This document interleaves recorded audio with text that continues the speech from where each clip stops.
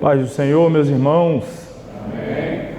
Vocês estão bem? Passaram bem a semana de folga que receberam? Ficaram uma semana de folga, mas passei um trabalho, eu espero que tenham feito, hein? Já tenham treinado um pouquinho da exegese lá do texto sugerido, texto de Filipenses 4:13. Mas hoje vamos oficialmente dar início às nossas aulas de teologia exegética. Vamos nos colocar sobre os pés, orar para iniciarmos. Querido Deus, eterno Pai, nós te louvamos nesta noite pela oportunidade que nos dá de estar na tua casa mais uma vez e junto dos teus filhos, poder estudar a tua palavra, ser abençoado e edificado pela mesma. Tenho certeza que nesta noite sairemos daqui mais edificados, mais convictos da necessidade de nos dedicar, nos esforçar para estudar, nos aprofundar na tua palavra, para com qualidade também poder oferecer à tua igreja ensinamentos, mensagens que venham abençoar o seu povo. Toma toda a direção desta aula, abençoe os alunos aqui presencialmente, os que nos acompanham à distância, que tenhamos todos, ó Pai, uma aula abençoada para a glória do teu nome. Oramos no nome de Jesus. Amém. Página 163. Começando então a quinta disciplina, que encerra esse primeiro módulo, que vai concluir a metade então do curso, da nossa grade do curso médio, e o assunto é esse que aqui está no slide, teologia exegética. O versículo que a gente tem aí para iniciar, o Salmo 119, que é o salmo dedicado, todo ele, a louvar a palavra de Deus. O versículo 18, o salmista faz a seguinte petição: desvenda os meus olhos, para que veja as maravilhas da tua lei. Perceba a profundidade da oração. Ele pede a Deus que remova as vendas dos seus olhos, para que ele possa então ter o entendimento, a compreensão das maravilhas, das revelações maravilhosas que a palavra de Deus nos traz. Bom, a teologia exegética enfatiza o emprego dos métodos hermenêuticos a fim de auscultar corretamente a mensagem dos textos sacros.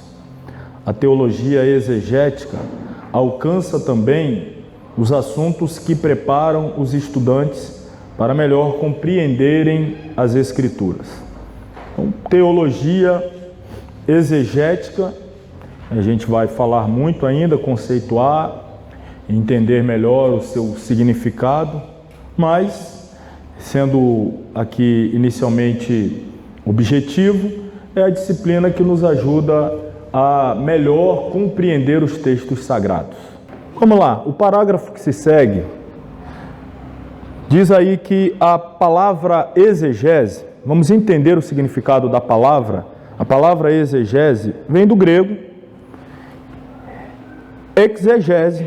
Bom, até aí a única diferença é a acentuação.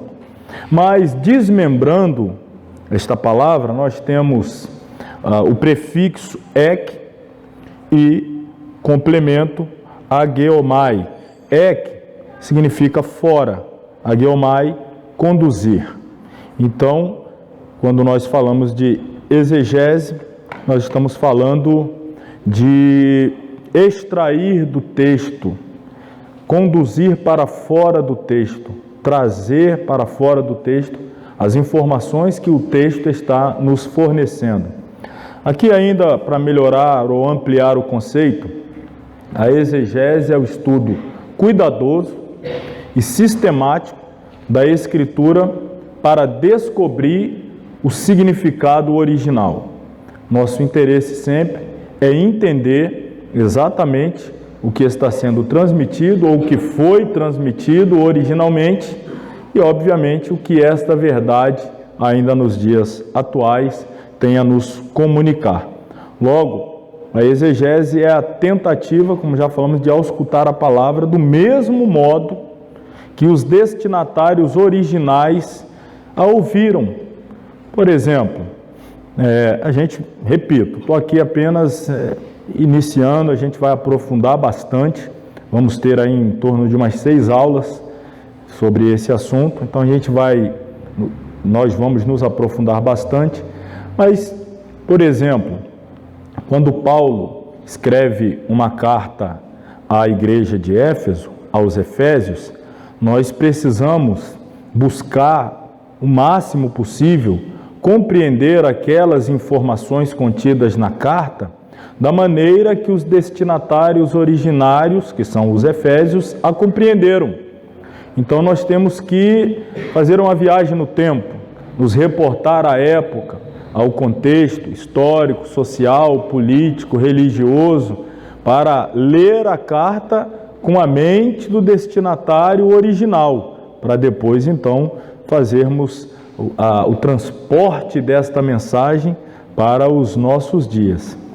Como a gente já leu aí, exegese é a derivação da junção de 2 vocábulos gregos, egeomai, e significa arrancar, extrair, conduzir para fora do texto. Vocês devem lembrar, quando estudamos eclesiologia, que é a doutrina da igreja, esse mesmo prefixo ek, que aqui é usado na exegese, também é usado na kalel, da eclésia.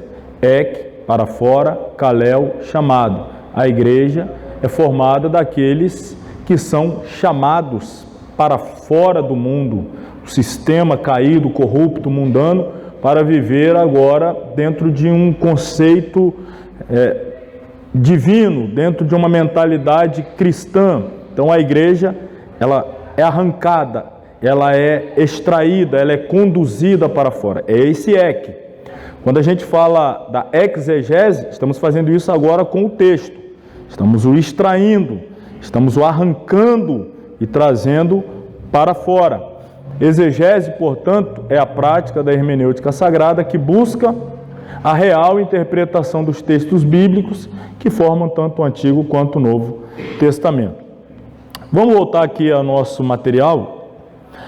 A exegese é o trabalho pelo qual o exegeta faz aparecer o sentido de um texto. Exegese, portanto, é um trabalho sobre textos. De acordo com a definição etimológica supramencionada, entende-se que a exegese consiste num comentário ou uma explicação para esclarecer textos ou passagens obscuras dos escritos antigos, dos escritos sagrados, da palavra de Deus.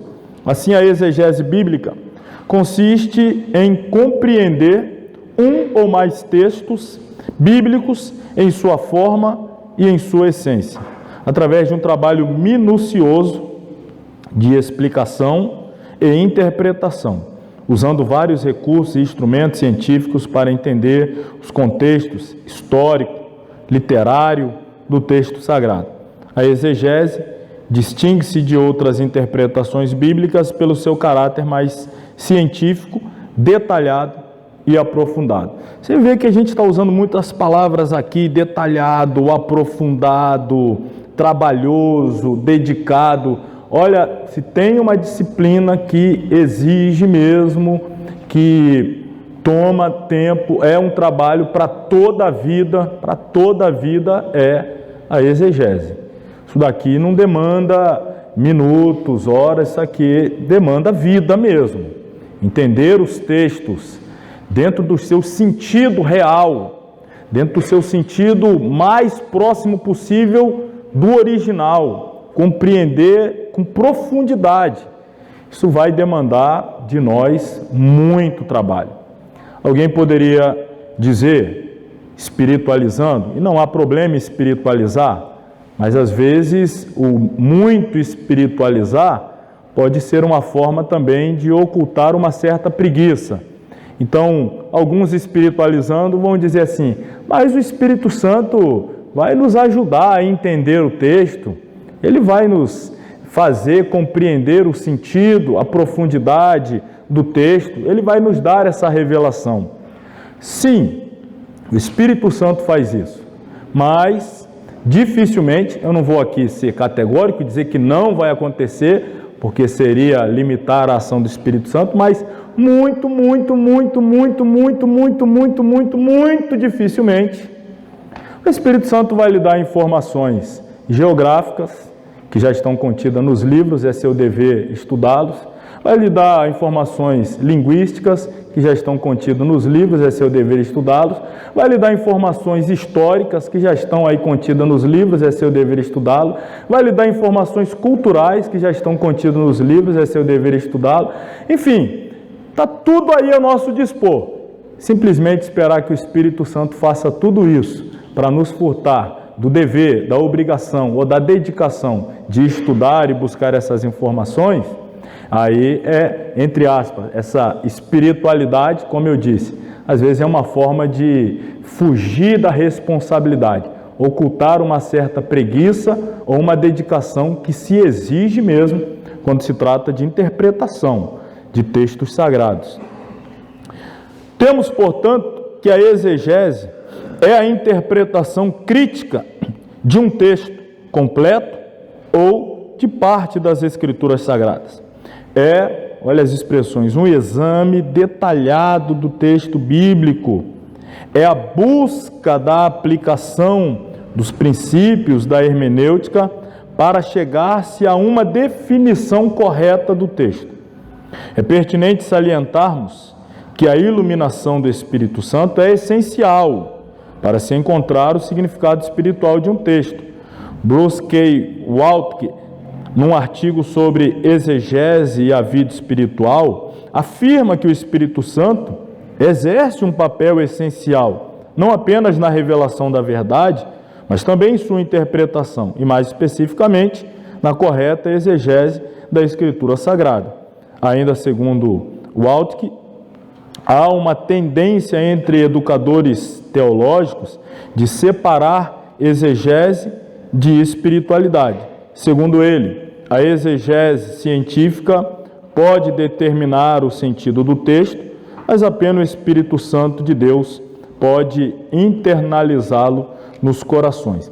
Então são dois trabalhos que não se confrontam, se completam. Enquanto eu busco as informações para entender o texto, como ele foi compreendido na sua origem, o Espírito Santo me ajuda a aplicá-lo na minha realidade ou na realidade da igreja atual. Eu faço o trabalho de buscar compreendê-lo lá e antigamente, e o Espírito Santo me ajuda a aplicá-lo aqui e atualmente. Perceba, não há nenhum confronto. Há uma harmonia de trabalhos. A parte humana, o Espírito Santo, raramente, vou dizer mais uma vez, não fará, e a parte que cabe ao Espírito Santo, nenhum livro vai fazer também. Nenhum curso teológico, nenhuma formação acadêmica vai fazer. Cada um na sua parte. A nossa parte é estudar, a do Espírito Santo trazer a iluminação, a interpretação, a aplicação, aquela que vai impactar a igreja e fazê-la entender e viver aquela verdade que nós buscamos entendê-la dentro do seu original. Qual é a necessidade da exegese bíblica? Bom, a exegese bíblica torna-se necessária pelo fato de que nós, como leitores, estamos aí entre 2 a 4 mil anos separados da realidade do texto. Cultura, costumes, história, cosmovisão, especialmente a língua do texto original, criam uma distância muito grande entre nós e o texto. Aquilo que os leitores originais entendiam, naturalmente exige de nós horas e horas de análise cuidadosa. Exegese existe para construir uma ponte entre o nosso século e a realidade lá da audiência original. Todos os passos da exegese constituem aí, portanto, uma tentativa de aproximação do significado do texto bíblico. Dá uma olhada aqui agora nos slides. Vamos ver se eu vou cumprir a promessa que eu fiz, né? Hoje Falei que tinha gente que ia sair daqui com overdose de Bíblia, né? Vamos lá. Buscando sempre extrair os pensamentos que dominavam. Aliás, aqui era complemento do texto anterior. Vou fazer aqui um exemplo de exegese. Ainda não é o passo a passo que seguiremos, que eu propus para que os irmãos fizessem em casa. Quem nos acompanha, a aula que eu gravei em casa na semana passada, 10 minutinhos, passando ali uma lição. Mas eu vou fazer aqui ainda preliminarmente. Vou usar um texto muito fácil, muito simples. Nós vamos juntos interpretá-lo, entendê-lo lá e aplicá-lo. Aqui vai ser muito simples. Depois, quando fizermos o capítulo 1, que é o passo a passo da exegese, aí eu vou mais profundamente. Aqui um exemplo de exegese na Bíblia. Então pegue a sua Bíblia. Vamos começar por aqui, por Lucas 10, 25 a 28.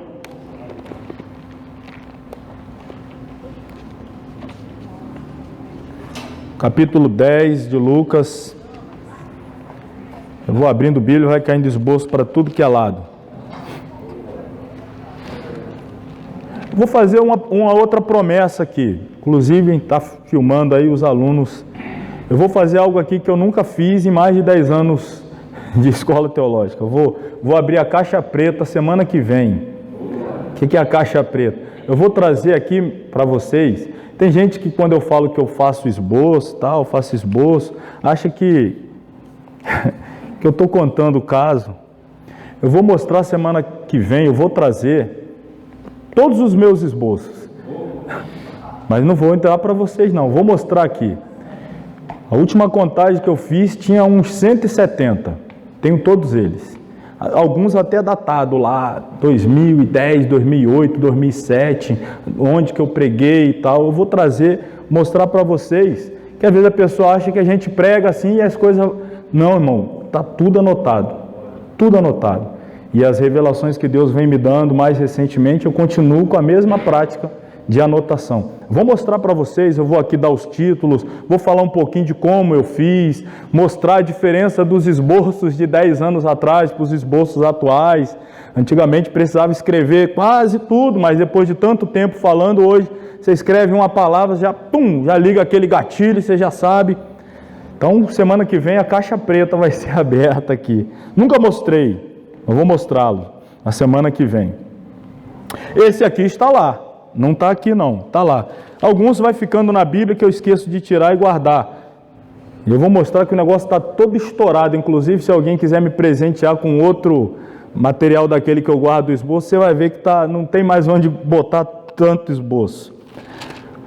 Esse aqui está lá, que é o de Lucas 10, 25 em diante.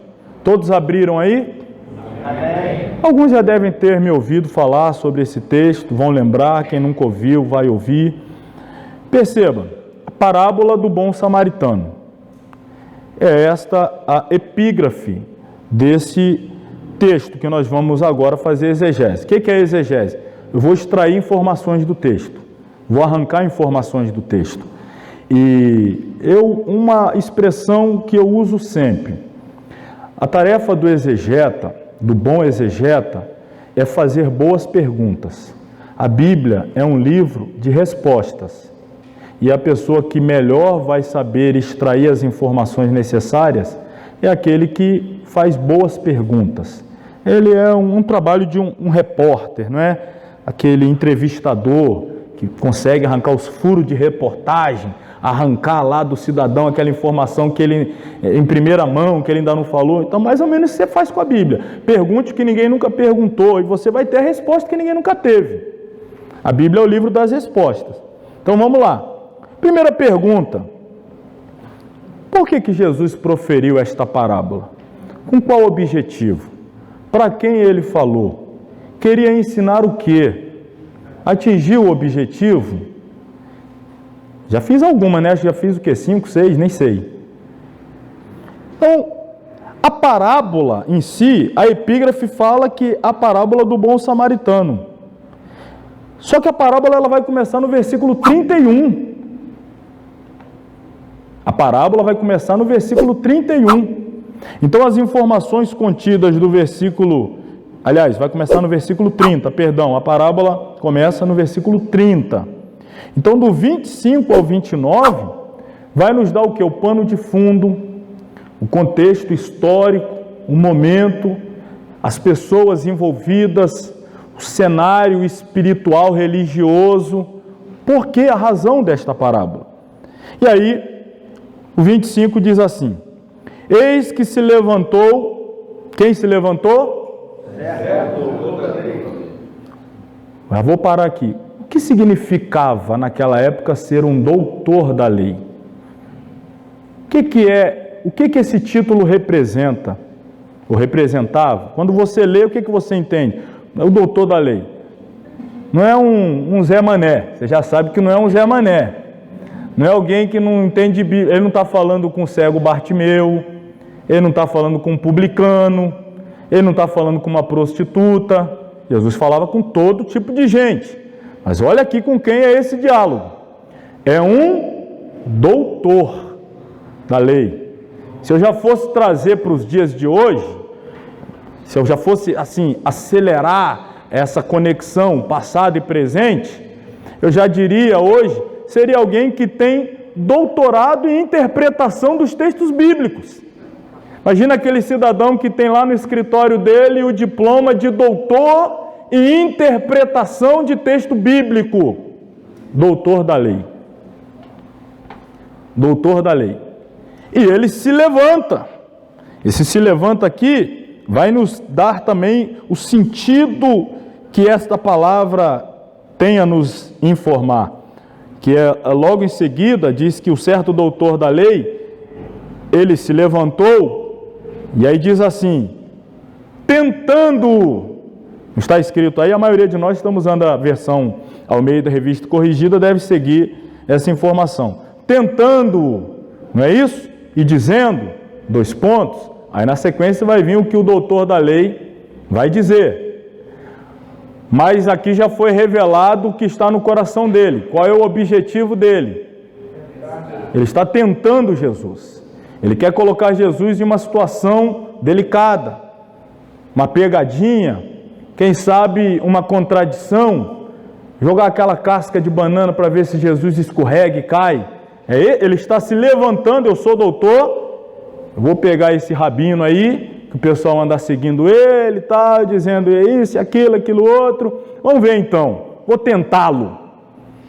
E aí, no afã de tentar a Jesus, olha como ele se reporta a Jesus. Qual é a primeira expressão que vem depois dos 2 pontos? Ele está sendo sincero? Não. Está chamando Jesus de mestre. O que você acha disso? E você acha que Jesus não sabia? Que aqui a hipocrisia já está sendo revelada? Mestre. Está tentando ele, mas está chamando de mestre. Mestre, o que eu devo fazer para herdar a vida eterna? O que eu farei para herdar a vida eterna? Pergunta soteriológica, fazendo um teste de soteriologia com Jesus. Vamos ver se esse rabino aí conhece de soteriologia, doutrina da salvação. O que eu devo fazer, mestre, para herdar a vida eterna? Qual foi a resposta de Jesus? Versículo 26. E ele, Jesus, lhe disse ao doutor da lei.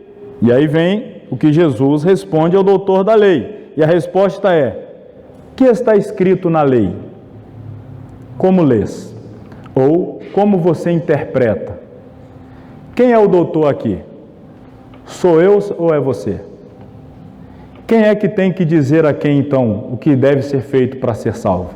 Não é você que é o doutor? Me diga você. Não é você que é o doutor da lei? E está me perguntando sobre o que diz a lei? Por que não me diz você o que diz a lei? Você está entendendo aqui o cenário, hein? Me diz você. O que está escrito na lei? O que está escrito na palavra de Deus? Olha a profundidade que eu vou conduzi-los agora. Um dos nomes pelo qual Jesus é conhecido, e João assim o revela, é a palavra de Deus, certo? Ele é a palavra encarnada, o verbo vivo, o verbo encarnado, a palavra revelada. Então, o que Jesus está perguntando ao doutor da lei é uma pergunta sobre a interpretação da palavra. E Jesus é a palavra. Está fazendo agora ao doutor da lei uma prova oral de hermenêutica. Como você me interpreta? Como você me lê? Me diz você. Vamos ver se você é aprovado. Agora sou eu que estou te perguntando. E aí o doutor da lei, então, vai responder a Jesus, que na verdade é a pergunta que ele fez a Jesus, e Jesus vai devolver a ele a pergunta. E o doutor da lei, então, responderá. Você está percebendo? Eu estou tirando tudo isso do texto, né? Só fazendo perguntas e as respostas estão aí.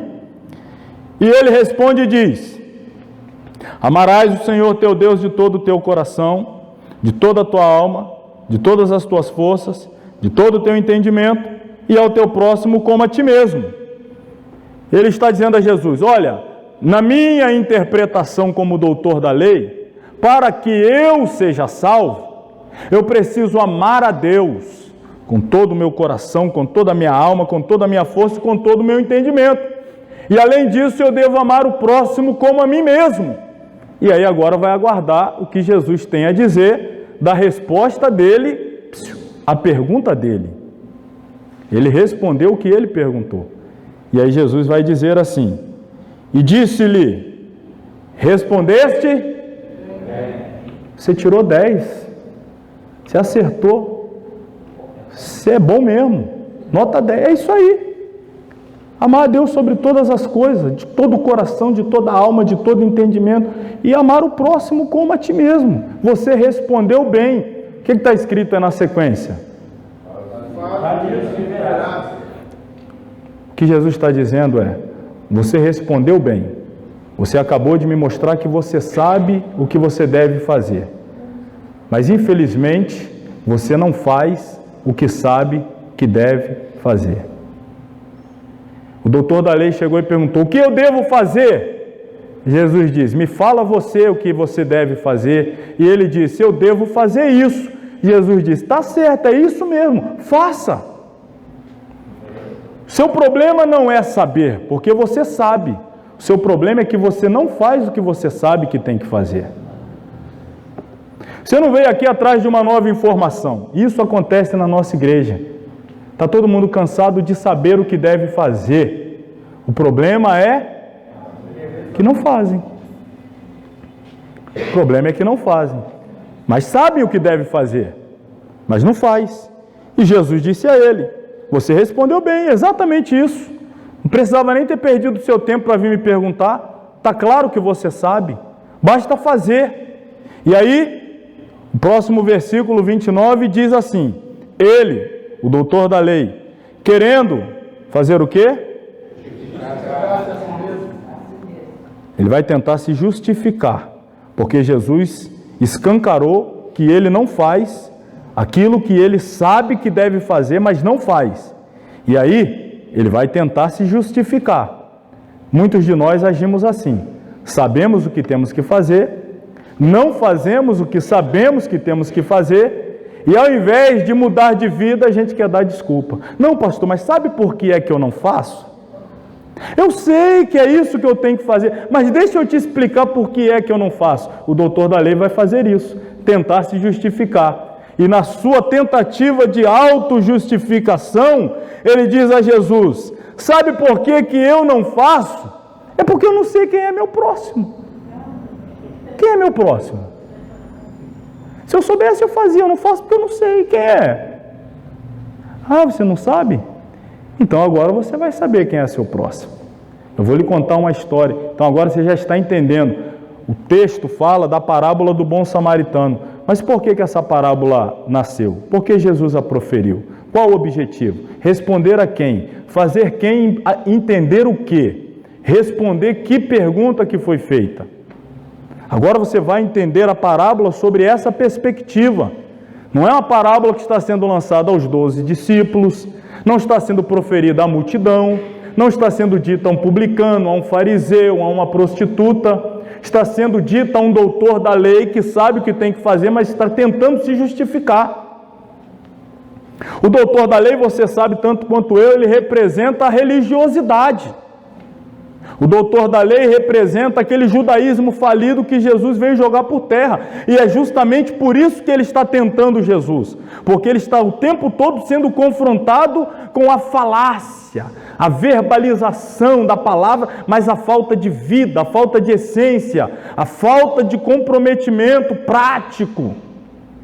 Por isso que ele está tentando, não só ele, mas tantos outros tentavam derrubar a Jesus. Por quê? Porque Jesus dizia que vida com Deus vai muito além de palavras.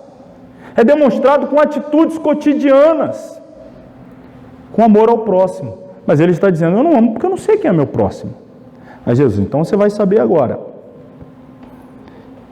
Respondendo, Jesus disse, aí começa a parábola.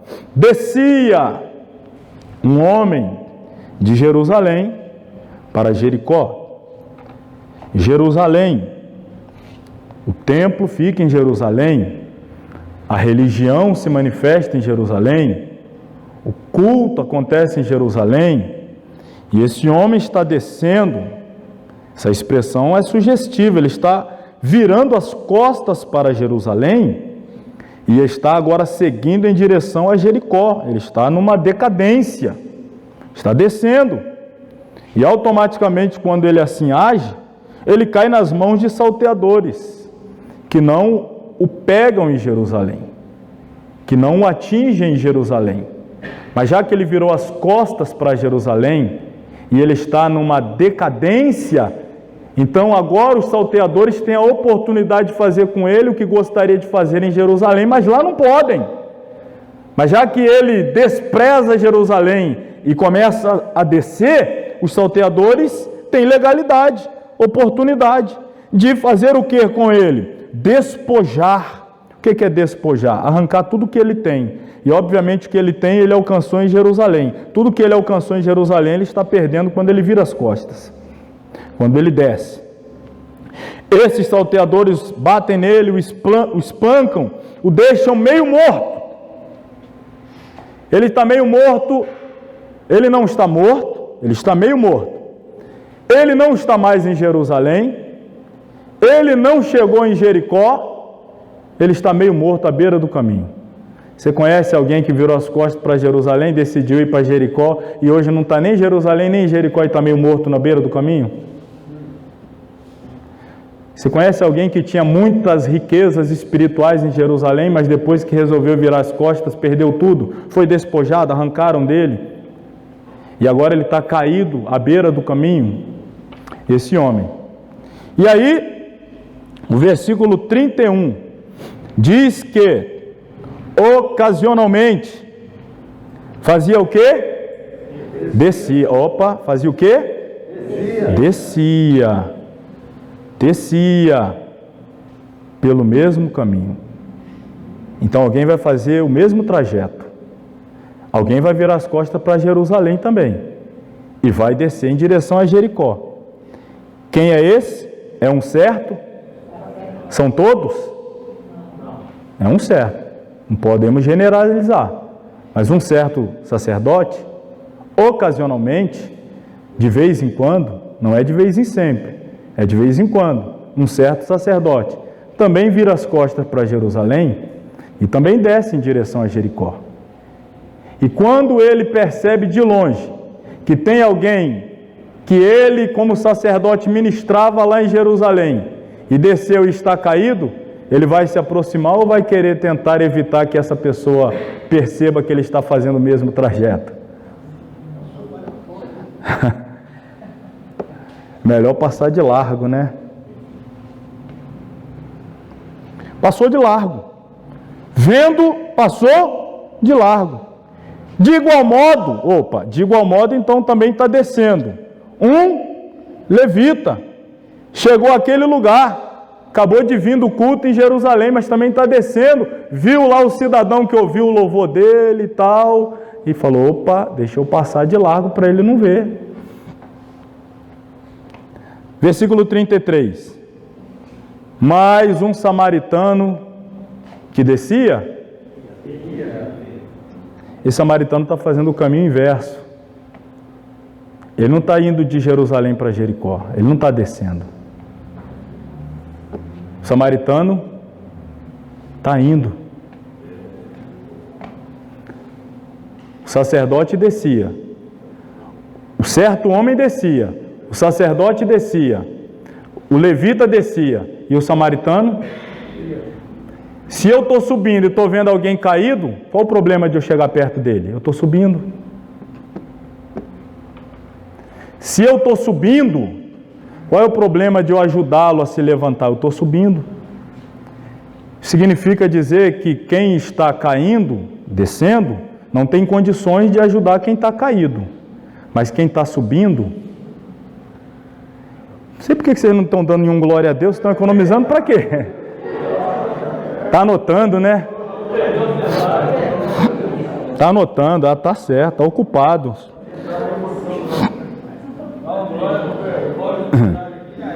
Ó, o samaritano que ia, chegou ao pé dele, e vendo, moveu-se de íntima compaixão. A parábola é para ensinar o quê? Amor ao próximo, ajudar o próximo. Você acha que o doutor da lei está representado pelo sacerdote, pelo levita ou pelo samaritano? O doutor da lei se parece mais, a sua categoria está mais próximo de sacerdote, levita ou samaritano? Sacerdote e levita, está ali, né? Entre eles, religiosos, trabalhadores do templo. E olha a atitude deles, passam de largo, evitam, não se aproximam, não estendem a mão, não são movidos de íntima compaixão. É esse o cerne, a falta de amor ao próximo, a falta de compaixão com o caído. E Jesus está mexendo na ferida. Sabe por que vocês não têm compaixão com o caído? Porque vocês estão...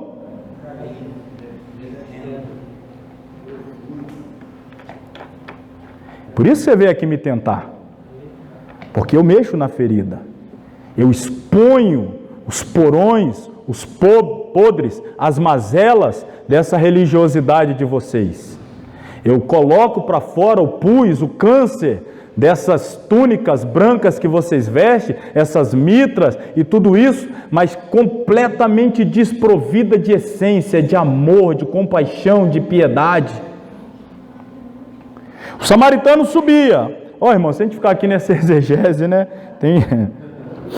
Vamos lá, vou acelerar, ó. Vendo, moveu-se de íntima compaixão. Aproximando-se, atou-lhe as feridas, aplicando o quê? Azeite e vinho. Olha, o levita e o sacerdote no templo, eles usam azeite para manter acesas as lâmpadas do lugar santo. Tem que ter azeite. Vinho para oferecer oferta de libação. O problema é que o sacerdote só usa o azeite e o vinho quando ele está no templo. Agora, quem está subindo, ele não tem azeite e vinho só no templo, ele tem azeite e vinho também fora do templo, no caminho.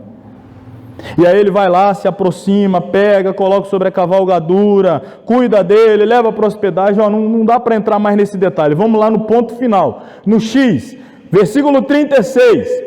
A pergunta do doutor da lei é: quem é meu próximo? Eu não sei quem é meu próximo. Me ajuda a saber. Se eu souber, eu prometo que eu vou fazer bem ao meu próximo. Vou amá-lo também, como eu amo a mim mesmo. Aí Jesus, depois de proferir a parábola, no versículo 36, ele pergunta: qual, pois, destes três, sacerdote, levita e samaritano, qual, pois, destes três te parece que foi próximo daquele que caiu nas mãos dos salteadores? Na parábola aqui, se você voltar no versículo 31, Jesus diz: e um samaritano. Jesus fala um sacerdote, um levita, um samaritano. Aí pergunta para ele: qual dos três? Sacerdote, levita ou samaritano? Qual deveria ser a resposta dele? Mas olha aí qual é a resposta. E ele diz: esse último aí que o senhor comentou agora aí no final aí, ó. Para mim foi esse aí, esse último aí da história, esse que o senhor falou aí. Quem é mesmo? Porque nem falar o nome samaritano eles falavam. Olha que soco no estômago. Olha que soco no ego. O sacerdote não tem compaixão, o levita não tem compaixão. Quem tem é o samaritano. E aí, quem você acha? Acho que foi esse último aí que o senhor comentou aí agora, aí no final aí. Nem para falar o nome samaritano. Falar então bom e samaritano? Meu Deus. Eles iam cuspir na terra para falar um negócio desse. Acho que foi esse último da história aí, o que usou de misericórdia. Aí Jesus, então, vamos voltar lá no começo da conversa. Você ainda está interessado em ser salvo? Você ainda está interessado em ter direito à vida eterna? Sim, eu vim aqui para isso, para saber. Pois é, Jesus vai encerrar dizendo, então você tem que ser como? Faz a mesma coisa que ele.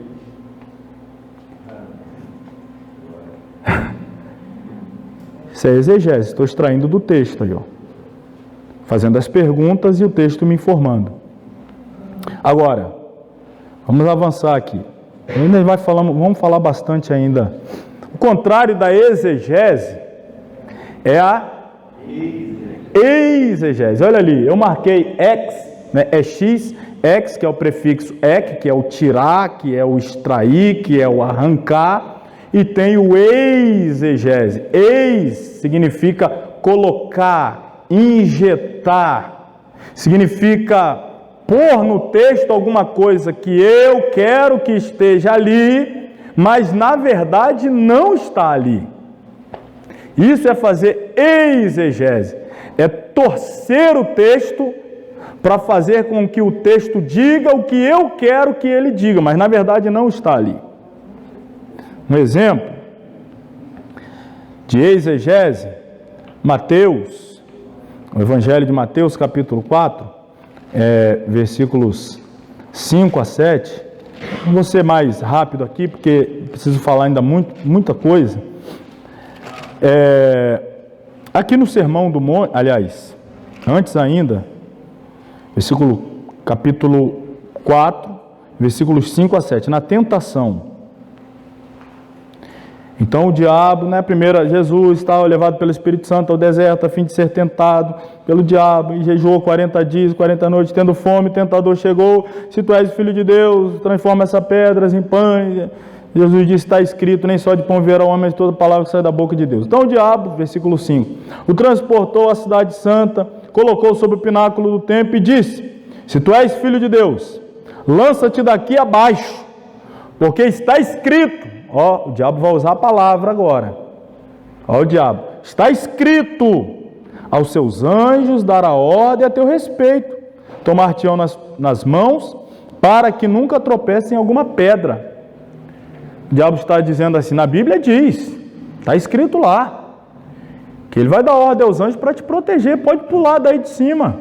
Está escrito dizendo lá que ele vai dar ordem aos anjos. Irmãos, você sabe que texto é esse que o diabo está usando? Salmo 91. Meu Deus, e o povo gosta do Salmo 91 aberto dentro de casa, né? Até o diabo conhece o Salmo 91. Vamos ver lá no Salmo 91 como é que diz lá?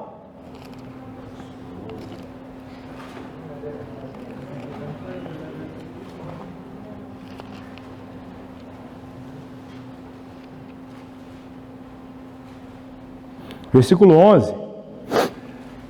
Porque aos seus anjos dará ordem a teu respeito para te guardarem enquanto você estiver em que condição?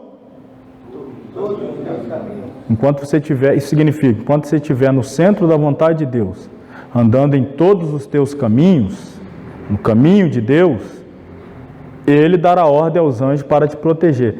Só que o diabo está querendo tirar Jesus do caminho de Deus e está dizendo, pode sair porque está escrito que ele vai dar ordem aos anjos para te proteger. Só que o texto está dizendo que vai dar ordem aos anjos para proteger enquanto estiver dentro dos caminhos, da vontade de Deus, não fora. Tem gente que vai isolando, parte do texto e tal, aplicando-os fora de contexto. Está escrito, está lá na Bíblia, eu li e pego uma partezinha. Igual eu vi, aliás, uma certa feita nesses programas televisivos dessas igrejas que gostam de arrancar dinheiro do povo e tal. aí fazendo aquela campanha lá para o pessoal vir trazer a oferta no altar, sacrificar tudo. Aí ele pegou o texto justamente que Jesus diz: se você trouxer a tua oferta e se lembrar que você tem algo contra o seu irmão, o que você deve fazer? Ir lá, se reconciliar com ele, depois você vem e traga a oferta. Aí ele falando: olha, está escrito aí, se você trouxe a oferta e lembrou que você tem algo contra o seu irmão, você faz o seguinte: deixa aqui a sua oferta, vá lá se reconciliar com ele, mas deixa aqui a sua oferta. Você vai lá, se reconciliar bem, se não reconciliar, mas deixa aqui a sua oferta. Aí você vai lá, depois vem, que aí a gente faz a parte final, que é orar por você. Se você não voltar, o azar é o seu, mas deixa aqui a sua oferta. Então, você torce o texto para fazer o texto dizer o que você quer que o texto diga. Isso chama-se exegese. É claro que isso é um pecado, isso não se deve fazer. Vamos lá, vamos prosseguir. Assim, o intérprete deve procurar compreender o que foi dito a eles lá e antigamente. Isso é exegese. Na sequência, deve aprender a ouvir essa mesma palavra aqui e atualmente. Isso é a hermenêutica, é a aplicação, é fazer essa transposição. Aqui, ó. Você está dando para ver bem? Aqui tem uma montanha, né? Ali uma outra e há um abismo. Está dando para ver não, né? Mais ou menos, ali uma rocha, aqui de um lado e de outro. Aí eu coloquei lá o antigamente do lado de cá e o atualmente. E aí, a exegese faz essa ponte aqui, ó, para atravessar do antigamente para o atualmente. Estou falando desse abismo, é justamente o que se segue aí. Volta aí na página 164. Fazendo uso da linguagem de Roy Bizuc, podemos dizer que há pelo menos 6 abismos. Aqui eu apresentei um, que você não conseguiu ver direito, mas tem um aqui. Mas segundo ele, existem 6 abismos. Quais são eles? O primeiro abismo chama-se abismo cronológico. Isso é muito sério. Como assim? Olha o que está escrito aí. Quem foi usado para escrever o texto viveu num outro tempo e nós não estávamos lá. Não podemos então conversar com os autores, nem com os primeiros ouvintes e leitores, para entender naturalmente o significado do que escreveram. Estamos separados pelo tempo. Olha aqui, a Bíblia foi escrita ao longo de aproximadamente 1.600 anos. Entre 1500 a.C., Moisés escreveu o Pentateuco, aproximadamente 1500 a.C., e o último livro, o Apocalipse, foi perto do final do primeiro século, 100 depois de Cristo. Então, só do livro que está mais próximo de nós, que é o Apocalipse, nós já estamos distante dele 1900 anos. Do livro do Pentateuco, nós estamos distante deles 3.500 anos. Imagina qual era a mente de uma pessoa de 3.500 anos atrás. Na região do Oriente. Como é que você acha que era a mente dele? Como é que você acha que ele entendia as revelações? Como é que você acha que era o relacionamento dele com a divindade? Qual era o conceito dele de Deus, de mundo? Então, tudo o que foi dito a eles, naquele momento fazia um sentido para eles. E nós precisamos entender o que aquilo significava para eles. Por que Deus estava comunicando? Imagina se a gente for falar de Adão, a gente está chegando aí a quase 6.000 anos de distância lá para Adão, Caim, Abel, lá no início mesmo. Embora tenha sido escrito por Moisés, mas Moisés escreveu bem depois. Mas se a gente for reportar a época de vida de Adão, de Noé, etc., aí estamos quase 6.000 anos. Tenta imaginar o que é a mente de um homem de 6.000 anos atrás, vivendo numa sociedade de 2 pessoas. Adão e Eva. Você vive numa sociedade de mais de 7 bilhões. Qual era a mente de um homem numa sociedade de 2 pessoas? Ou uma família. E depois ali alguns grupos nômades. Muito diferente, irmãos. Então há um abismo cronológico que não podemos desconsiderar. O que nós entendemos do texto hoje pode ser muito diferente do que compreenderam os seus receptores primários, originais. E nós precisamos entender, ou o mais aproximadamente possível, entender como eles entenderam, antes de fazer a aplicação para os dias de hoje. Qual é o segundo abismo? Geográfico. Especialmente nós daqui do Ocidente, estamos a quilômetro de distância da região e dos países onde se deram os fatos narrados na Bíblia. O texto faz parte de um espaço geográfico diferente do nosso. Quem aqui já foi em Israel?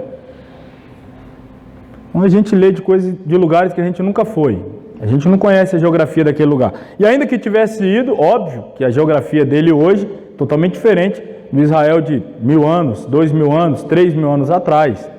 Para não falar de outras regiões. Aí eu trago aqui um exemplo. Vamos falar aqui, ó, quem nunca ouviu essa história aqui, ó. Aqui trouxe um recorte dessa região aqui. Você tem aqui marcado onde está Jerusalém. Mais acima aqui, país da Síria, sem o A, Síria, cuja capital Damasco. E mais ao norte, aqui entre os rios Tigre e Eufrates, a Síria, cuja capital era Nínive. Vocês lembram da história quando Deus ordena a Jonas a que fosse a Nínive para pregar aos ninivitas? Está aqui os rios Tigre e Eufrates, só para ajudar a situar. A Síria está fortemente ligada à história de Jonas. Então Nínive está aqui. E aí, temos aqui, ó, Jonas estava aqui, perto do porto de Jope, na região norte de Israel, e Deus ordena que ele vá para cá, ó, olha a rota, para Nínive. E ele pega um navio para ir para Tarsis. Tarsis, mais ou menos onde fica localizado hoje o Estreito de Gibraltar, que é aquela entrada do mar Mediterrâneo que faz a divisa entre a Europa e a África, extremo sul da Espanha. E Jonas queria ir para lá. E aí você sabe o que aconteceu, no meio do caminho, uma tempestade, ele é lançado ao mar, um grande peixe. A Bíblia não fala baleia não, só outras traduções erradas, fala de um grande peixe. E aí, Jonas é tragado, ora no ventre do grande peixe, é cuspido na terra. Quem já ouviu pregadores dizendo que Jonas foi cuspido pelo peixe lá em Nínive? Quem já ouviu? Levanta a mão aí. Olha que milagre extraordinário, hein? O grande peixe fez esse trajeto todo aqui, quase 2000 quilômetros por terra. Que milagre, hein? Que milagre, hein? Quase 2000 quilômetros por terra. Isso é falta de conhecimento de geografia. E a Bíblia não fala isso, tá? Isso é coisa de pregador. A Bíblia não fala isso. Você pode olhar o texto aí. Tanto é, olha aí, ó, Jonas. Começando a me dar uma... Jonas.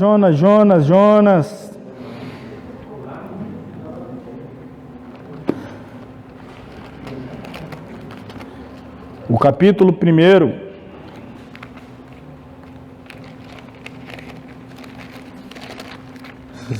Colada. Capítulo 1, versículo 2 diz assim: Levanta-te e vai à grande cidade de Nínive, clama contra ela, porque a sua malícia subiu até mim. Aí todo o capítulo 1 vai desenrolar com Jonas tentando fugir, sendo engolido. O capítulo 1 termina com versículo 17: Deparou, pois, o Senhor um grande peixe para que tragasse a Jonas, e esteve Jonas 3 dias e 3 noites nas entranhas do peixe.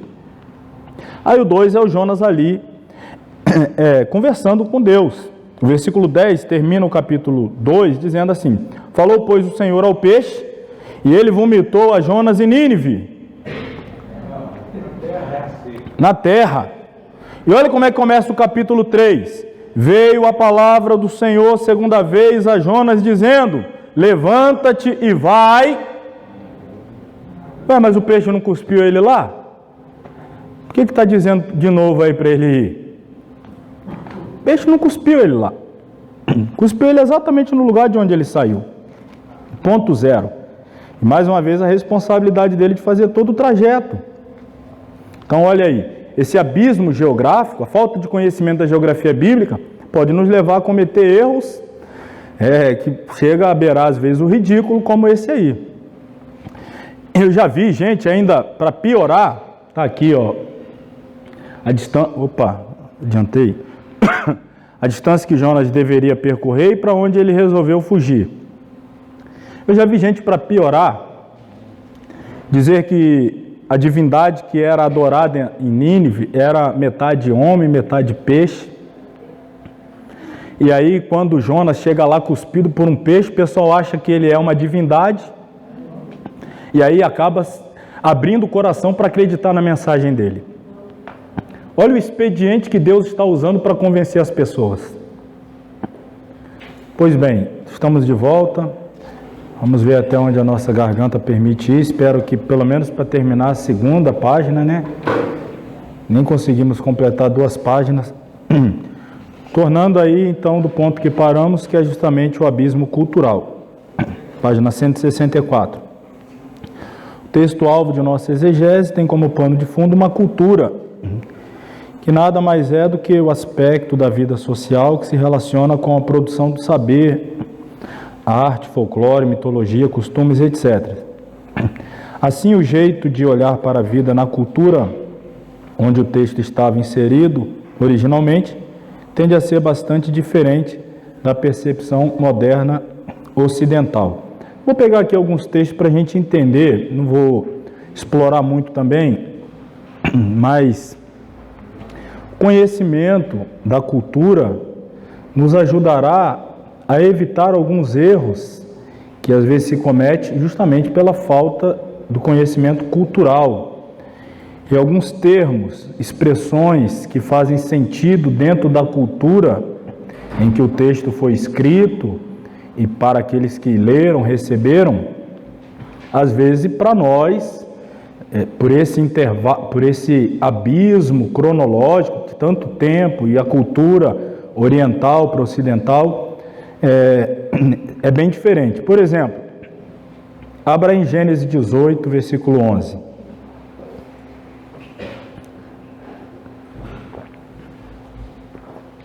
Gênesis 18, 11, conta do episódio em que Deus aparece em 3 anjos a Abraão, e na verdade ali é uma teofania. O próprio Deus é um destes, que reforça a promessa de que da semente de Abraão e Sara viria alguém que perpetuaria o grande projeto de Deus para com a nação que Deus está elegendo em Abraão. E o versículo 11 diz assim: eram Abraão e Sara já velhos e adiantados em idade. Já a Sara havia cessado o costume das mulheres. Uma expressão que era muito comum ser utilizada antigamente, quando se refere a costume das mulheres. Eu sei que a maioria de nós já sabemos, porque já estudamos esses textos e sabemos que trata-se aqui a menstruação, o período fértil, né? A possibilidade de ovular e tal, e o costume dela já havia cessado. Uma certa feita, um pregador que eu vi, ele estava pregando contra usos e costumes, porque segundo ele, o fato de Sara ter alguns costumes impedia ela de receber o cumprimento da promessa. Mas quando cessou o costume, aí Deus foi lá e cumpriu a promessa. Aí falou: é por isso que, irmão, que eu não gosto de igreja que tem muito costume só atrapalha a gente receber as promessas de Deus. Aí já viu, né? Glória a Deus, aleluia, as mulheres rasgando a saia mais aqui para cima e tal, é agora mesmo. Mas falou essa bobagem mesmo. Bom, um outro exemplo, abra agora em 1 Samuel 1,19. 1 Samuel 1,19, Olha que outra expressão. Isso é um eufemismo. O que é um eufemismo? É usar uma palavra, uma expressão mais branda, mais suave, para algo que poderia soar assim, um pouco até agressivo, dependendo do leitor. E a Bíblia é um livro que é dirigido a todos os grupos, da criança ao idoso. Então, às vezes tem a preocupação de evitar alguns termos fortes. Às vezes não, porque exige que tenha aquela força mesmo para causar o impacto necessário. Mas aqui, por exemplo, falando da história de Ana, Eucana, e Ana vai ao templo, faz a oração, Eli diz a ela para ir em paz, que Deus haveria de ouvir a oração dela. O 19 diz, levantaram-se de madrugada, adoraram perante o Senhor, voltaram e vieram à sua casa Ramá. Eucana conheceu a Ana, sua mulher, e o Senhor se lembrou dela. Eucana conheceu a Ana. O que significa isso? Teve relação íntima, relação sexual. Será que foi agora? Agora, você é a Ana, eu sou Eucana, prazer. A gente é casado há tanto tempo e até hoje não se conhecia. Conhecer aqui, relação íntima, relação sexual. Um outro exemplo, Jeremias 1,17. Vamos avançando. Jeremias 1,17, Deus diz assim a Jeremias no ato do seu chamado: tu, pois, cinge os teus lombos. Imagina você dizer isso hoje no dia a dia para alguém. Falar para o seu patrão lá, cinge os teus lombos. O que você acha que vai acontecer com você se você falar isso para ele? Ele vai entender, né, o que você está falando. Mas aí, está aí, cinge os teus lombos. Levanta-te, diz-lhes tudo quanto eu te mandar. O que significa cingir os lombos? A cultura. Você vai ter que entender. Naquela época, ele não usava roupa como a gente usa, calça, camisa. Usava aqueles vestidos longos, tanto o homem quanto a mulher. O cingir é o mesmo que usar o cinto. E aí eles faziam o quê? Levantavam o vestido um pouco mais, amarrava, cingia significa amarrar aquela corda, para poder ter mais habilidade, liberdade nas pernas, poder correr, agir. Então essa expressão, ela significa esteja preparado, esteja pronto. Você tem que se aprontar ainda para alguma coisa. Não, você tem que ficar o tempo todo em estado de alerta. Cingir os lombos é estar alerta, em prontidão. Fica em stand-by. Não vou falar, usar o inglês, fica no stand-by. Cinge os lombos, já fica preparado. Qualquer momento você vai ser acionado e não pode ainda se preparar, se ajeitar. Isso é uma expressão idiomática, ou seja, faz todo sentido dentro da cultura da época. Só que hoje eu dei o exemplo, você chegar para o seu patrão e falar, ou a outra pessoa, o que ele está falando? Segunda epístola de Pedro, capítulo 3, versículos 14 e 15. Segunda epístola de Pedro, capítulo 3. Depois de Pedro vir falando no capítulo 3 sobre a vinda do Senhor, uma sessão escatológica, e o pescador Pedro, falando de escatologia, quando ele chega no versículo 14, ele diz assim: pelo que, amados, aguardando estas coisas, está falando da vinda do Senhor e tal. Aí ele diz assim: procurai que dele sejais achados imaculados, irrepreensíveis, em paz, e tende por salvação a longanimidade de nosso Deus, como também o nosso amado irmão Paulo vos escreveu, segundo a sabedoria que lhe foi dada. Pedro está reconhecendo, olha, Paulo tem uma sabedoria, eu tenho outra. Ele tem uma capacitação, eu tenho outra.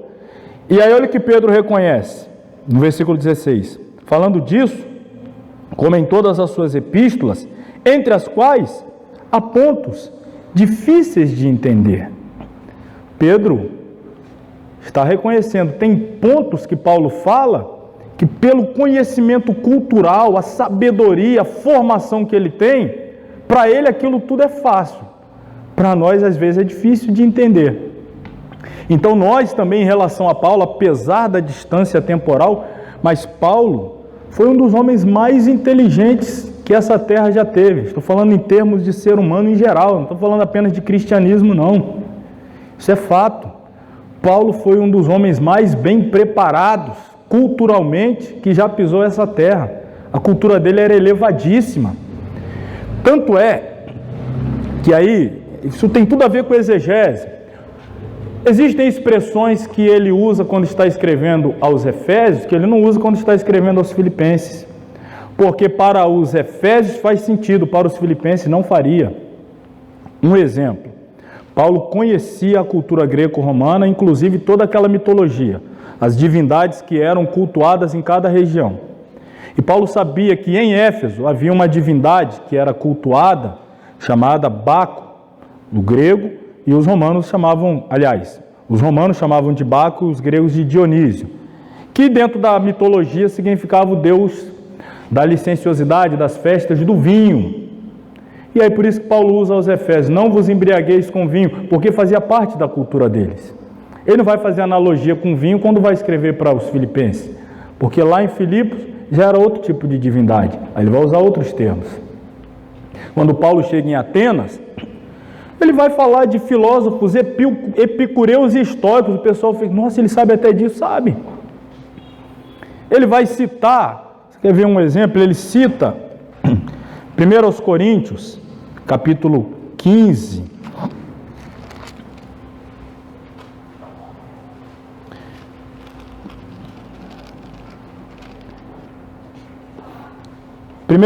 capítulo 15, versículo 33, ele usa uma expressão que a gente conhece bem, não vos enganeis, as más conversações fazem o quê?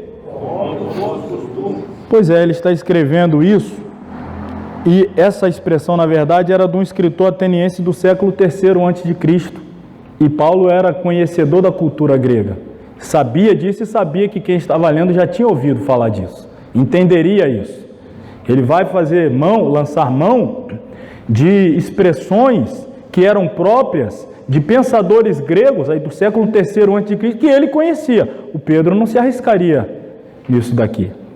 Questão cultural. Então você vai estudar Paulo, tem coisa que Paulo fala, e você tem que, a mente daquele homem, extraordinária. E você precisa entender a questão cultural para evitar alguns erros interpretativos. O outro abismo, letra D, o abismo linguístico. Eu considero talvez esse, se não o maior, seguramente um dos maiores. Talvez, vou ficar com essa expressão. Se não o maior, com absoluta certeza um dos maiores. O abismo linguístico. Há um sofrimento, um dano ao texto no ato da tradução. E isso é inevitável. A estrutura gramatical, o jeito de escrever, por exemplo, o hebraico, lá na época de Moisés, nem vogais existiam ainda, eram só consoantes. Não existia vírgula, ponto. Os textos eram corridos assim. Esse negócio da separação, a organização da Bíblia por capítulos, versículos, isso irmão, está bem mais perto de nós do que da organização original da Bíblia. Foi pelo século XV, XVI, não sei exatamente agora. Está bem mais próximo de nós do que da época em que a Bíblia foi completamente finalizada. Essas divisões, capítulos, versículos, que nos facilita, nos ajuda a entender, às vezes atrapalha um pouco, mas na maioria das vezes nos ajuda e muito, mas originalmente não tinha nada disso. Por exemplo, separação entre palavras, as peculiaridades da língua grega, algumas expressões incomuns ou de sentido obscuro, a qualidade dos fragmentos de texto, principalmente dos textos do Antigo Testamento em hebraico, os quais nós temos acesso, a possibilidade de erros na transmissão do texto, nas cópias e cópias, porque chegou até nós, foram cópias de cópias de cópias, não tinha condição de se perpetuar um texto que foi escrito há 4 mil anos atrás, se manter íntegro, era necessário fazer cópia, e aí alguém depois vinha e fazia cópia da cópia, e cópia da cópia, e cópia da cópia, e aí depois, e isso sempre usando a língua materna, o hebraico. Depois tem a versão Septuaginta, que é a tradução do hebraico para o grego. já perde um pouco da força linguística. Aí depois do grego para outros idiomas, para chegar no português do século XXI, irmãos, há um hiato, um abismo mesmo linguístico enorme, colossal, muito grande mesmo. Então, esse é um abismo que o exegeta moderno ele tem que se deparar. Eu vou usar aqui um exemplo, um dos mais clássicos. Por exemplo, a palavra, até outro dia eu estava ouvindo um pregador falar sobre isso, a palavra amor, nosso idioma, português, amor. Ela é uma palavra, para nós hoje, já tão desgastada, que você, de manhã, por exemplo, você acorda e aí você tem diante de si, numa mesa lá, um bolo. Aí você diz, meu Deus, eu amo bolo. Quem já falou, eu amo bolo, amo pão, amo mortadela, amo linguiça, amo café. Aí, de tarde, alguém te convida, vamos dar um passeio ali em Domingos Martins. Nossa, eu amo Domingos Martins. Aí lá vai você para Domingos Martins. Aí depois você, vamos ouvir o grupo tal, aí vai estar se apresentando. Nossa, eu amo esse conjunto. Aí depois você vem para o culto e você fala assim, eu amo Deus. A mesma palavra que você usa para bolo, você usa para uma cidade, você usa para uma música, você usa para Deus. Eu amo a minha esposa, eu amo os meus filhos, eu amo correr, eu amo assistir, sei lá, um programa de TV, eu amo Deus. Agora, quando você vai para o grego, você tem pelo menos 4 expressões diferentes para amor. 4. Você tem o eros, você tem o storge, você tem o filéu e você tem o ágape.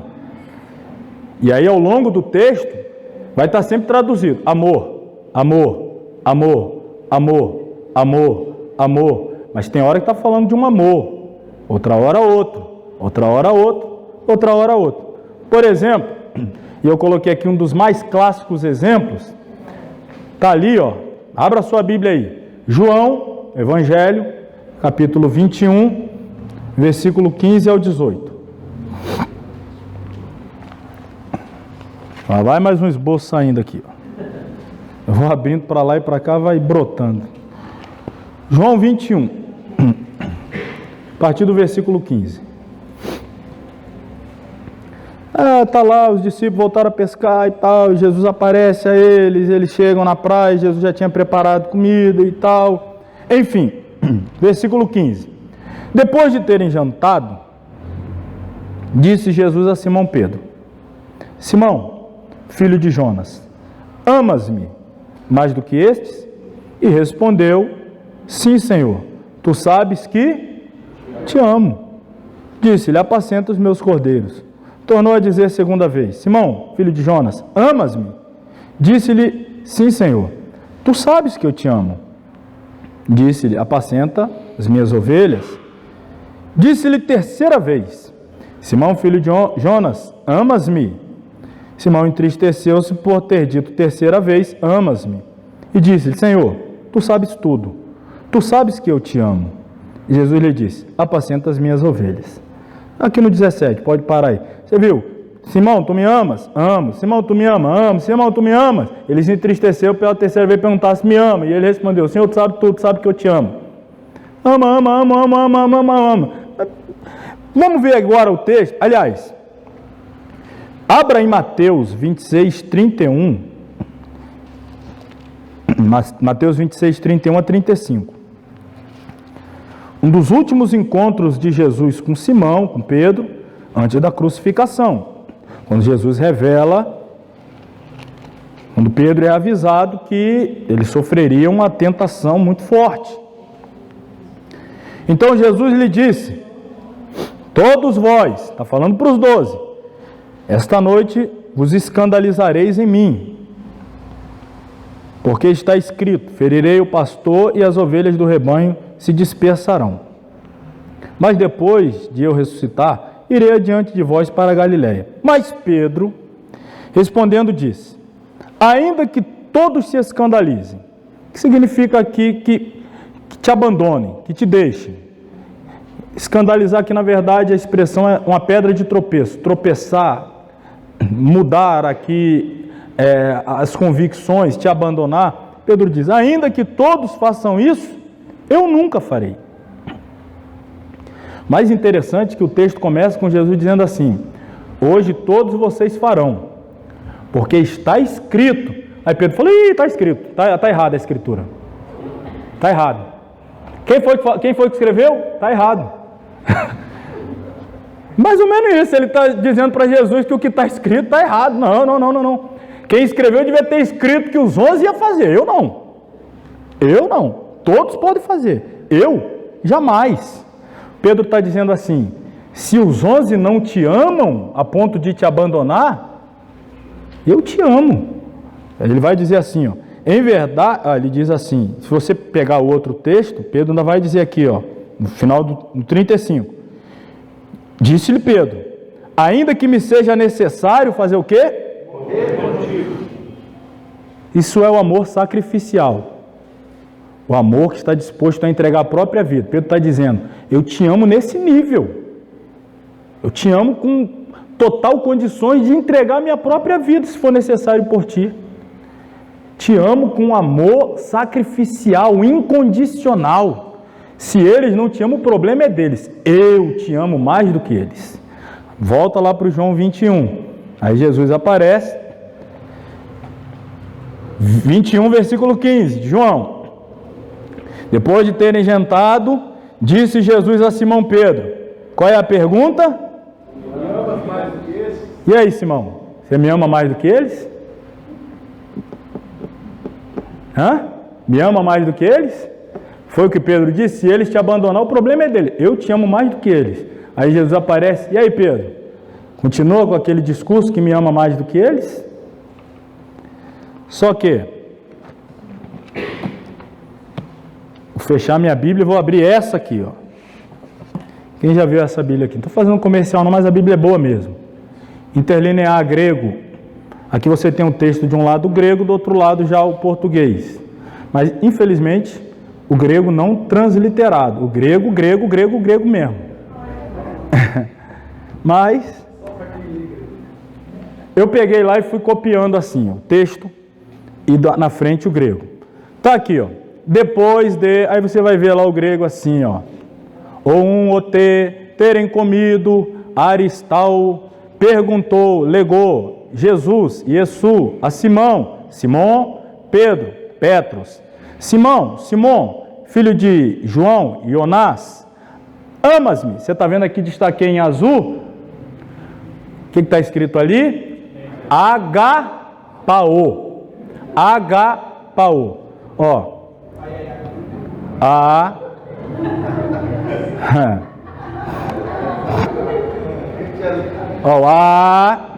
isso aqui é um gama, o outro alfa, H. Vocês já estudaram matemática? Lembra disso aqui, o tal do pi? Olha o pi aí, ó. É grego, pi. H, pá, olha o ômega, pao, agapao. É o verbo do ágape, mas aí está, você agapao, você me ama com amor ágape, mais do que, aí aqui ó, pleion, estes outros, touton. Ele respondeu, legou autos, sim, naí, Senhor, Kyrios, tu, sabes, eu dou, saber, que o ti, ter, né, ser, olha aqui agora, o azul de novo, amo, ó, agora é um fi, um lambda, filéu, Senhor, a casa caiu, o Senhor sabe que eu sou filéu, só tenho uma simpatia pelo Senhor, amor de amigo, não tenho amor sacrificial, não tenho disposição de entregar, o Senhor sabe, te amo como amigo, amor filéu, de filantropia, amor à pessoa que precisa, que você ajuda, socorre, Senhor, eu te amo com amor filéu, mas você vê lá no texto, amas, me amo, ama, mas agora aqui ó, Pedro, você me agapaou, Senhor, só filéu. E ele disse, aí vai lá, apacenta, vamos adiante. 16, tornou Palim, de novo, a perguntar, legou aos, pela segunda vez, deuteros, Simão, filho de João, Ionás, tu me amas, agapaome, e ele lhe respondeu, legou aos, vamos ver a resposta do Pedro, sim, naí, Senhor, Kyrios, tu, sabes, eidô, que oti, te, que ser, filéu. Tu sabes que eu filéu. Disse-lhe Jesus, outra vez, pastoreia, poimainon, do poimênia, as minhas ovelhas.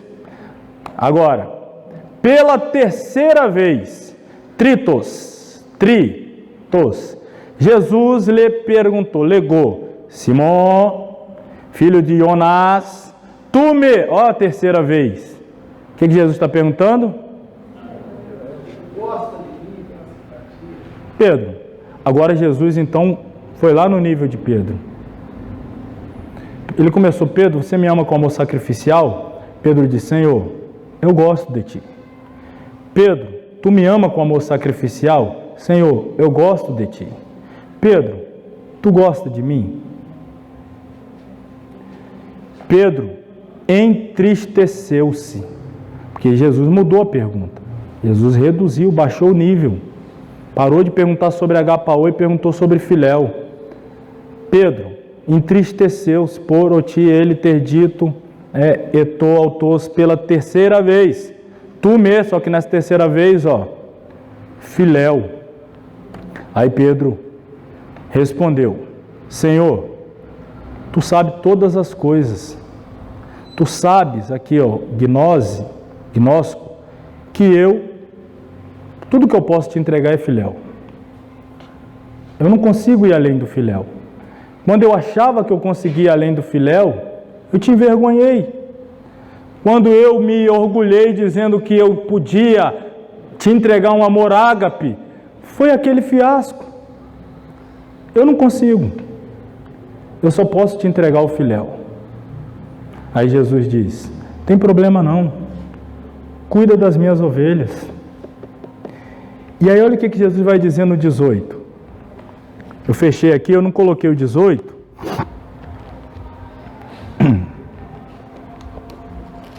Olha o que Jesus vai dizer a partir do 18. Ele diz assim, na verdade, te digo, quando eu era mais moço, olha a expressão aí, te cingias a ti mesmo. Andava onde querias, fazia o que queria, agia como queria, por impulso, você mesmo se cingia, se preparava, agia por impulso, tomava a frente, dizia que era e na verdade não era.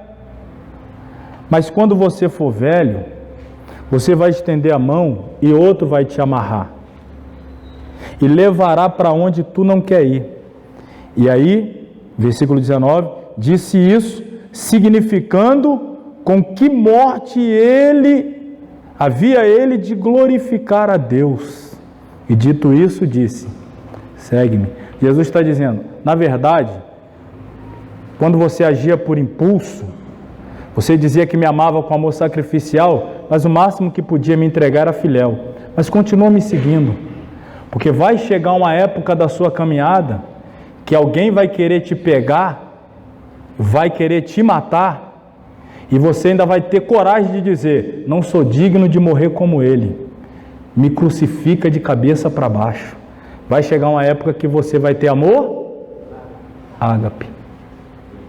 Pode me seguir com filéu mesmo, mas continue, não abandone não, continue. Hoje é filéu, tudo que você pode me dar é filéu, me dá o filéu.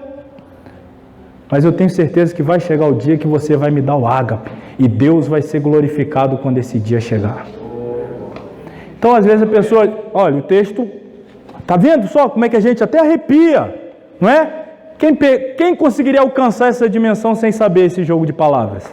É o abismo linguístico. Se eu amo bom, amo pão, amo bolo, amo nadar, amo também o Senhor. É o que Jesus está falando. Você me ama com amor sacrificial, Pedro? Quando eu disse que fazia isso, eu te envergonhei. Então agora eu vou ser franco, sincero, verdadeiro. Só posso te entregar filéu. Jesus fala, é isso que eu quero. Prefiro alguém que diz na minha frente, face a face, só tenho isso para te entregar, do que ficar rotando, dizendo que vai entregar muito e não entrega nada. Então é só isso que você tem? Então é com você que eu conto, lidera as minhas ovelhas. Você me ama? Só gosto de ti. Lidera as minhas ovelhas. Porque se você continuar trabalhando para mim, à medida que a gente for caminhando, você vai chegar nesse nível que você achou que já tinha chegado, mas ainda não chegou. Esse é um dos textos, se a gente fosse fazer exegese, você ia fazer exegese, estou tirando do texto o que o texto diz, mas o abismo linguístico não nos permitiu ver. Então, olha aí a importância de entender um pouquinho das línguas originais. Isso aqui é um pouquinho. Eu fiz isso daqui, mas claro, não estou dizendo aqui que eu saio lendo grego não, esse negócio é cansativo, viu? Você acha que é fácil sair lendo aqui? Isso é meu Jesus amado, dá preguiça mesmo. Ah não, deixa aqui o português mesmo, que já estou mal, vou para o grego. Mas se você for, você vai extrair algumas preciosidades que o abismo linguístico às vezes não permite. Vamos para o último, abismo literário. Olha, irmão, olha que hoje eu achei que a gente ia falar do passo a passo na exegese, hein? Mal a gente está conseguindo terminar a introdução. Aliás, por falar no passo a passo da exegese, a irmã Dilma me entregou aqui o trabalho dela. Não sei se outros fizeram, você tem mais uma semana, hein?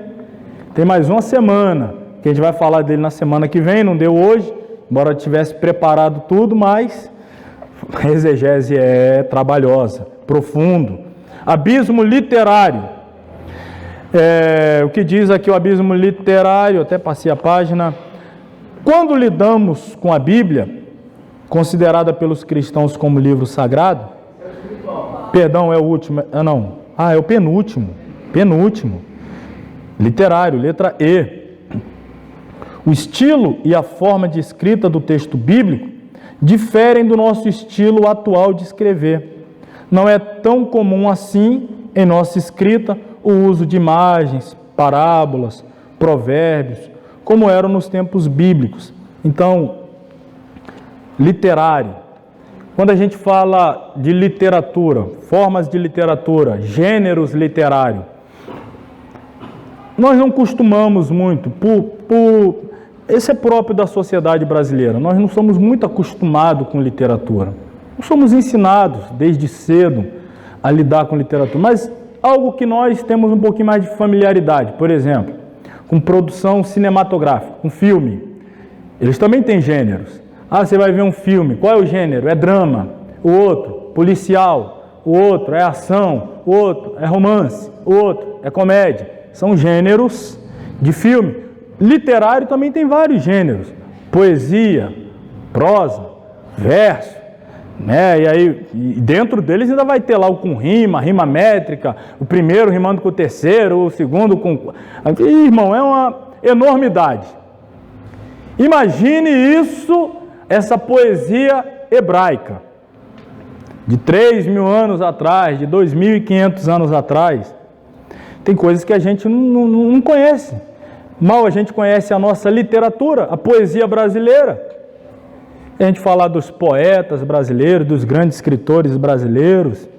Não estou aqui fazendo crítica, não é o nosso costume, a maioria de nós não lidamos com isso. Infelizmente, tenho que dizer. Mas imagine então lidar com literatura hebraica de 3.000 anos atrás. Muita coisa se perde. Um exemplo, formato poético de Lamentações de Jeremias. Eu mostrava outro dia lá na congregação. Abra aí sua Bíblia em Lamentações de Jeremias. Um detalhe que talvez você nunca percebeu. Vai perceber agora. Quem fez recentemente a aula de livros poéticos vai lembrar.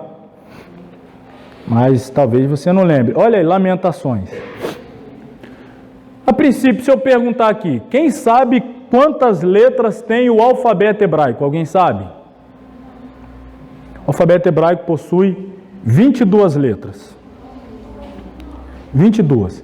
Olha aí o livro de Lamentações. O capítulo 1 tem quantos versículos? 22. O capítulo 2 tem quantos versículos?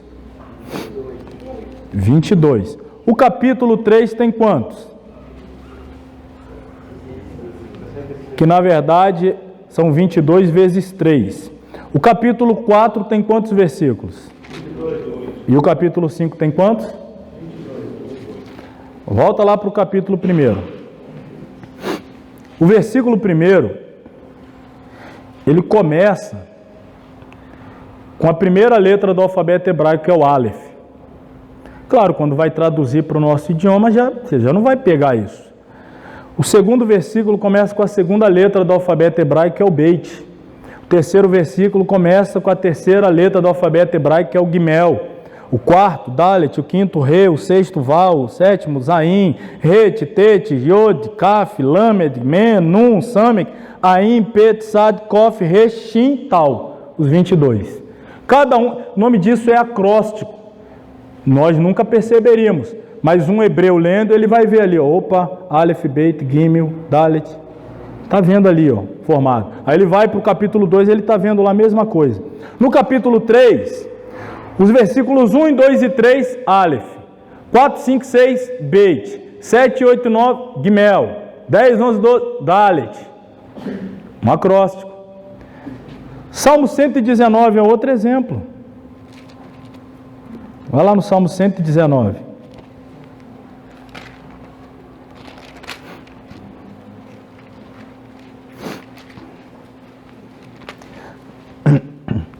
Quantos versos tem o Salmo 119?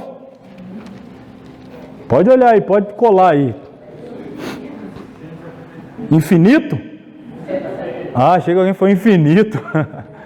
176, que na verdade 22 vezes 8. Se você olhar na sua Bíblia, deve estar aí, ó. Versículo 1 ao 8 é o Aleph. 9 ao 16, Bet. Algumas Bíblias até traz. Tem alguém que tem a Bíblia que traz aí a letra hebraica? Traz ali o nome, né? Bet, Gimel, Dalet, Re. Está aí, Val, Zain, e vai embora. Isso é um acróstico, isso é poesia, isso tem a ver com abismo literário. Nós não perceberíamos isso se não fôssemos ler em algum livro que nos dissesse, é verdade, não perceberíamos. Mas alguém que está lendo no seu idioma materno, está ali diante dele, está saltando aos olhos dele. Isso é um exemplo de abismo literário. Então, para fechar, o último abismo é o espiritual. Abismo espiritual. Neste, quando lidamos com a Bíblia, considerada pelos cristãos livro sagrado, admitimos que o texto tem origem em Deus, e a maneira de Deus agir é diferente da nossa. Deus é infinito e fala de verdades difíceis de serem assimiladas. Irmãos, a gente tem em mãos um livro que, embora tenha sido escrito por homens, a origem é divina. Olha o abismo. Imagina Deus escrevendo uma carta para você, vindo do céu. É a Bíblia. Escrevendo um texto para você. Então tem um abismo da origem até o destinatário, um abismo espiritual. Alguns exemplos, o tempo não vai permitir, mas lembra lá o do João 3, quando Jesus está conversando com Nicodemos, e Jesus está falando, irmão, dos pontos mais fundamentais da fé. Novo nascimento. Necessário é nascer de novo. Ó, Nicodemo, então eu tenho que entrar no ventre da minha mãe e tornar a nascer? Mas Jesus, não. Estou falando de nascer da água e do Espírito. Como assim? Aí Jesus, se eu estou te falando de coisas simples, você não entende, imagina se eu começar a falar das coisas celestiais. Olha o abismo. Paulo, quando escreve aos Coríntios, ele diz, eu gostaria de falar a vocês como a espirituais, mas vocês são carnais. Então eu vou ficar aqui falando espirituais, vocês não vão entender nada, então eu vou ter que baixar o nível para que vocês possam assimilar alguma coisa. Há um abismo entre as verdades espirituais e as naturais. É por isso que eu disse, se você sai falando aí para pessoa que não entende nada de religião, coisas espirituais, que para nós faz todo sentido, para ele não faz sentido nenhum. Por quê? Por causa do abismo espiritual. Você entende, o Espírito Santo te ajuda a compreender, se fala ali, você já assimilou, o outro está ali, não está entendendo o que ele está falando, o que é isso, que história é essa? Nascer de água, nascer de espírito, se é espiritismo que você está falando, você achou que você era crente? Fica assim perdido, você está falando de algumas coisas, ele não sabe. Por quê? Porque há o abismo espiritual. Isso tem que ser levado em consideração. É por isso que, aí entra aquele ponto, para que a exegese seja bem feita, é necessário que o exegeta tenha nascido de novo, porque o tempo todo ele vai precisar da iluminação do Espírito Santo para fazer a aplicação espiritual. Ele pode ser alguém que conhece literatura, cultura, história, línguas originais, mas se ele não tiver o Espírito Santo, ele vai conseguir entender o lá e antigamente, mas ele nunca vai conseguir aplicar o aqui e atualmente. Aquela mensagem vai ficar perdida. Quantas pessoas que são aí inteligentes mesmo, doutores, formados, conhecem de Bíblia, mas aquilo ali para ele conhece, ele te explica, não, para isso daí, essa é a história aí, tá dizendo assim porque lá era assim, a cultura da época, a história, ele te dá um banho, só que ele não é nascido de novo. Aquilo para ele não significa nada. E às vezes a gente, com as nossas limitações de conhecimento histórico, geográfico, cultural, linguístico, mas pelo fato de termos o Espírito Santo, pouco que a gente entende, aquilo já é uma explosão dentro de nós, já é um dínamo explodindo dentro de nós, que nos faz avançar para patamares que a pessoa que não nasceu de novo, não tem o Espírito Santo, jamais atingiria. Então esse abismo, ele só pode ser transposto com o Espírito Santo, sem ele, impossível. Pois bem, pretendia falar hoje, mas fica para a semana que vem o passo a passo na exegese. Irmãos, você tem mais uma semana para fazer. Filipenses 4,13, perícope, está aí, faz lá, o texto eu já selecionei, determine, pano de fundo, a autoria, a datação, só estou pedindo os 7 passos. Mas nós vamos fazer semana que vem aqui, texto de João, Evangelho de João capítulo 1, vamos trabalhar perícope, pano de fundo, autoria, vamos trabalhar isso semana que vem. Tinha preparado para hoje, mas a exegese é isso aí, é trabalho mesmo. Você vê, a gente ficou aqui 1h40 mais ou menos de aula para falar 2 páginas e meia e assim vai. É trabalhoso, mas é recompensador. Espero que ninguém tenha passado mal com a tal overdose de Bíblia. Semana que vem eu vou abrir a caixa preta, e não esquece não, hein? Vou mostrar para vocês a caixa preta. Irmã Natália tem uma caixa preta também. Acho que ela não estava aqui na hora que eu falei, mas ela tem uma caixa preta também, saltando lá para todo lado. Isso é um bom costume que nós temos. Caixa preta são os esboços, que fica lá naquela pastinha lá. Ela tem a dela lá que não cabe mais também. Anotamos tudo, irmão. Se você até hoje não tinha esse excelente costume, passe a tê-lo. Fique confiando na sua memória, não. Embora ela possa ser boa, mas ainda é bom ter o papel, caneta, anotar tudo isso.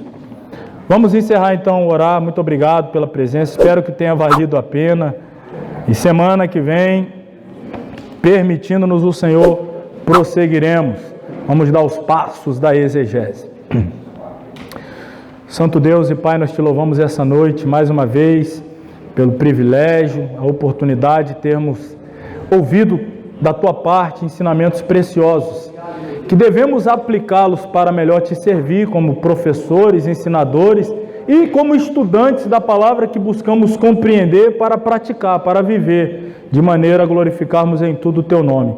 Continue abrindo o nosso entendimento, dando-nos sede pela busca do conhecimento da tua palavra, que isso jamais venha sair das nossas vidas, do nosso coração, o desejo ardoroso, fervoroso de meditar e se aprofundar, usar todas as ferramentas possíveis e disponíveis para aprendermos mais e melhor a tua palavra. Continua mantendo e até aumentando isso dentro de cada um de nós. É o nosso desejo, a nossa oração, em nome de Jesus. Que a graça do Senhor Jesus Cristo, o amor de Deus, a comunhão do Espírito Santo, seja com todos que amam e aguardam a volta de Jesus, e digamos todos: Amém. Amém.